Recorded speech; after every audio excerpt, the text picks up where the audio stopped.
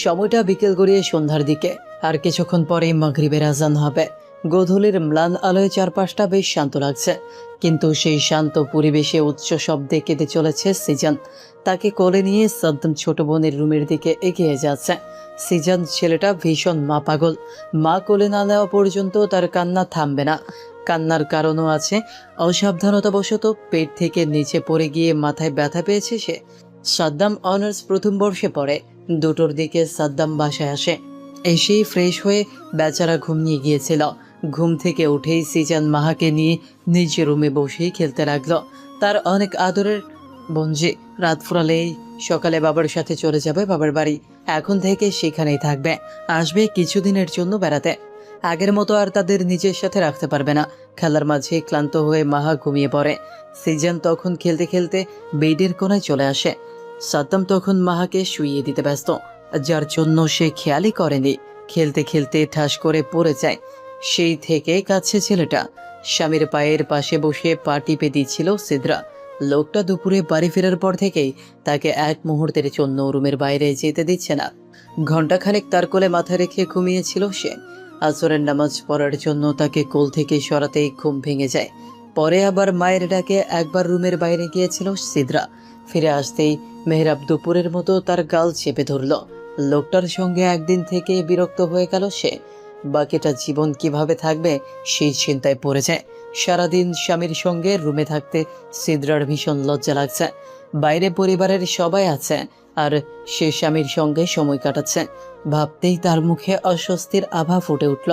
কাল চলে যাবে শ্বশুর বাড়ি। আজ না হয় একটু পরিবারের সঙ্গে সময় কাটাক। অথচ লোকটা একটা কথা পর্যন্ত শুনতে নারাজ। স্বামীর পা টেপা অবস্থায় ছেলের কান্না শুনে চিন্তিত মুখে বেড থেকে নেমে দাঁড়ায়। তার সঙ্গে সঙ্গে মেহেরাবও বেড ছেড়ে উঠে দাঁড়ায়। সে ছেলের কান্না শুনে উঠেছে। ছেলেটা আবার বেশ শান্তশিষ্ট। খিদে না পেলে বা অকারণে কাঁদবে না। গত দুদিন ধরে দেখলো না ছেলেকে অকারণে কাঁদতে। যেখানে বসিয়েছে সেখানেই সুবোধ শিশুর মতো বসে থাকে। স্বামী স্ত্রী দুজনেই ছেলের কান্না শুনে রুম থেকে বের হয়। সাদ্দামের কোলে মুখ ঘুষে কাঁদছে সিজান। সিদ্রা চিন্তার মুখে ভাইয়ের কোল থেকে সিজানকে নিজের কোলে নেয়।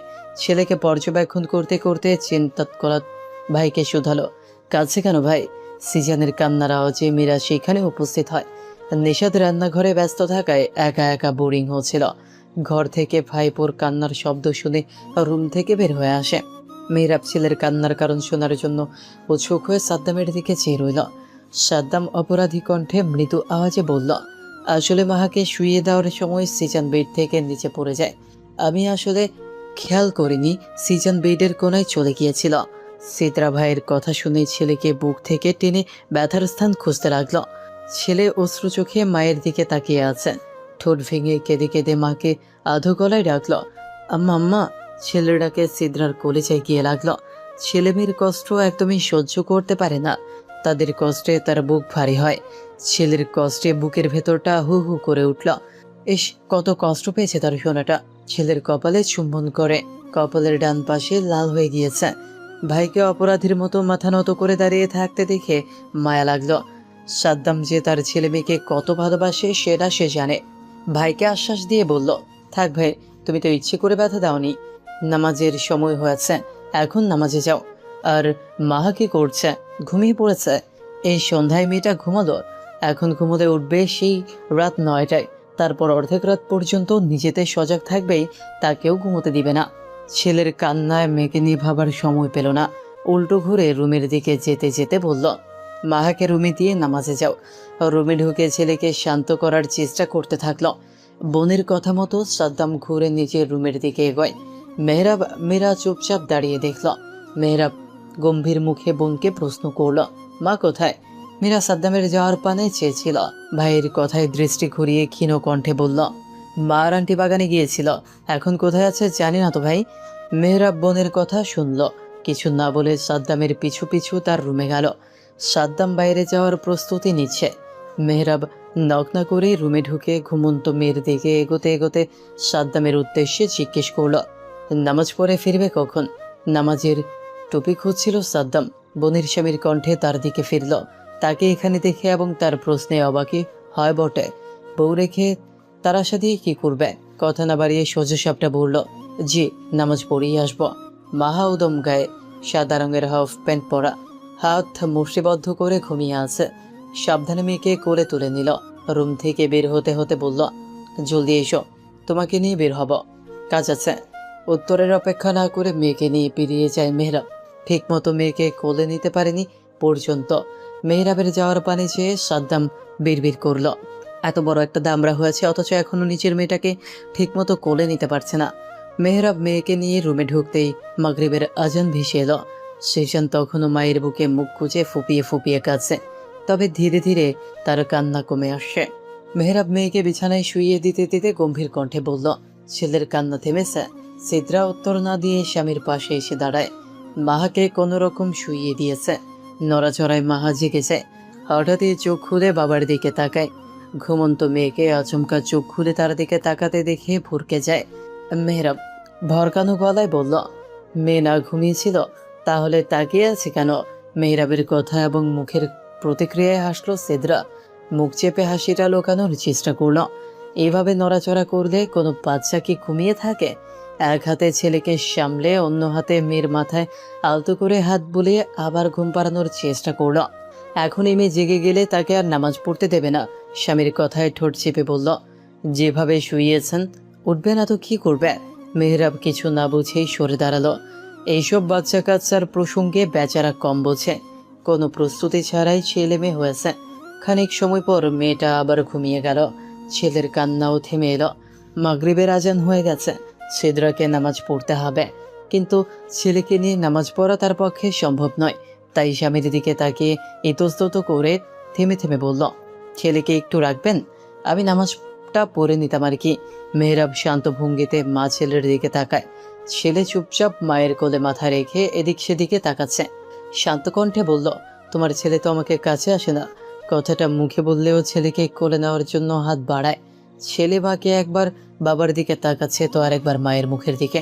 সিদ্রা স্বামীর কথা শুনে ছেলেকে বোঝানোর স্বরে বলল, বাবার কোলে যাও শোনা, মা নামাজটা পড়ে নি। মেহরাব কোমল গলায় ডাকল, বাবা আসো। ছেলে মুখের প্রতিক্রিয়ায় বুঝিয়ে দিল সে মায়ের কোল ছেড়ে যেতে চায় না। সিদ্রা ছেলেকে বোঝালো, আমার শোনা বাবা, বাবার কোলে যাও, মা নামাজটা পড়ে ফেলি। সেজান মুখ ফুলিয়ে বাবার দিকে তাকায়। বাবা হাত বাড়িয়ে উৎসুক হয়ে চেয়ে আছে। দৃষ্টি ঘুরিয়ে মায়ের দিকে তাকায়। সিদ্রা ছেলের কাদো কাদো মুখ দেখে মুখে হাসি টানল। তার সোনা ছেলেকে বোঝালেই বোঝে, মেয়ের মতো একদমই চিৎ করে না। যাও বাবা। বড্ড অনীহা নিয়ে বাবার কোলে যায়। নিজের কোলে আসতে ছেলের এত অনীহা দেখে কোথাও একটা খারাপ লাগলো মেহরাবের। না সে নিজে ছেলে মেয়েদের আপন করতে পারছে, আর না ছেলে মেয়ে তাকে আপন করতে পারছে। সব জায়গায় দেখে ছেলেমেয়েরা বাবার প্রতি একটু বেশি টান রাখে। সারাদিন কাজ করে যখন বাবা ঘরে ফিরে তখন সন্তানরা বাবার কাছে ছুটে যায়, যেন বাবাকে পেয়ে সারাদিনের অপেক্ষার ফল পেয়েছে। কিন্তু তার সন্তানরা তার কাছে আসতেই চায় না। কেন?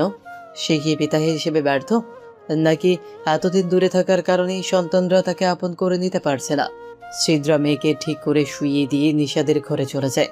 এই লোকের সামনে নামাজ পড়তে তার ভীষণ অস্বস্তি লাগে। রবির গ্রামের বাড়ি কোথায় জানো? মাগরিবের নামাজ পড়ে বাড়ি ফিরতেই মেহরাব তাকে নিয়ে আবার বেরিয়ে পড়ে। বাড়ি থেকে অনেকটা দূরে চলে এসেছে তারা। পেছনে মেহরাবের বডিগার্ডরা পিছু পিছু আসছে। সামনে ড্রাইভার, আর পেছনের সিটে মেহরাবের পাশে বসে আছে সে। এতক্ষণ দুজনের মধ্যেই নীরবতা ছিল। নীরবতা ভেঙে মেহরাব উপরোক্ত প্রশ্ন করল। রবির কথা জিজ্ঞেস করায় অবাক হয় সাদ্দাম। কাল রাতেও জিজ্ঞেস করেছিল। অবাক নিয়ে প্রশ্ন করল, কেন ভাইয়া, সে আবার কি করেছে? কালও তার কথা জিজ্ঞেস করেছিলেন। কি করেছে সেটা আমার থেকে তুমিই ভালো জানো। সাদ্দাম মাথা নিচু করে। একসময় রবির সাথে বেশ ভালো সম্পর্ক ছিল সাদ্দামের। রবি প্রায় তার সাথে তার বাড়ি আসতো। সিদ্রা রবির নজরে পড়ে যায়। আর লুকিয়ে সিদ্রাকে দেখে ফেলেছিল। সিদ্রা মাত্রাতিরিক্ত সুন্দরী নয়, তবে একজন পুরুষকে মুগ্ধ করার মতো সে যথেষ্ট সুন্দরী। রবিও মুগ্ধ হয় সিদ্রার রূপে। তার আড়ালে তার বোনকে প্রেমের প্রস্তাব দেয় রবি। সিদ্রা সঙ্গে সঙ্গে তা নাকচ করে দেয়। রবি এতে পিছিয়ে যায় না, সিদ্রাকে জোর করতে থাকে তার প্রস্তাবে রাজি করতে। এক সময় সিদ্রা সহ্য করতে না পেরে তাকে সরাসরি রবির পাগলামির কথা বলে দেয়। তখনই রবির সঙ্গে বন্ধুত্ব সে নষ্ট করে ফেলে। তারপরও রবি যে সিদ্রার পিছু ছেড়েছে এমনটা নয়, সে যেন একরকম জেদ নিয়েই তার পেছনে লেগেছিল। রবির কারণে এলাকায় সিদ্রার নাম নিয়ে অনেক গুঞ্জন ছড়িয়েছিল। সিদ্রার বিয়ের খবর ছড়ানোর পরেও রবি বেশ ঝামেলা করার চেষ্টা করেছিল, তবে কেন যেন পারেনি। কিন্তু গত প্রায় 6 মাস ধরে রবি হঠাৎ করে চুপ হয়ে যায়। এলাকায়ও তাকে খুব কম দেখা যাচ্ছে। সাদ্দামকে চুপ দেখে মেহরাব আবারও প্রশ্ন করে, রবির গ্রামের বাড়ি কোথায়? সে তো চুপ হয়ে গিয়েছে, তাহলে তাকে খুঁজছেন কেন? মেহরাবের কথায় উত্তর না দিয়ে প্রশ্ন করল সাদ্দাম। তার কথায় আলতো হাসল মেহরাব, পরক্ষণেই শয়তানি হেসে বলল, আমার বাচ্চাকে নিজের বাচ্চা বলে দাবি করেছে, আমার পাখির চরিত্রে দাগ লাগিয়েছে, এমনি এমনি তাকে ছেড়ে দেব? সাদ্দাম চুপ হয়ে যায়।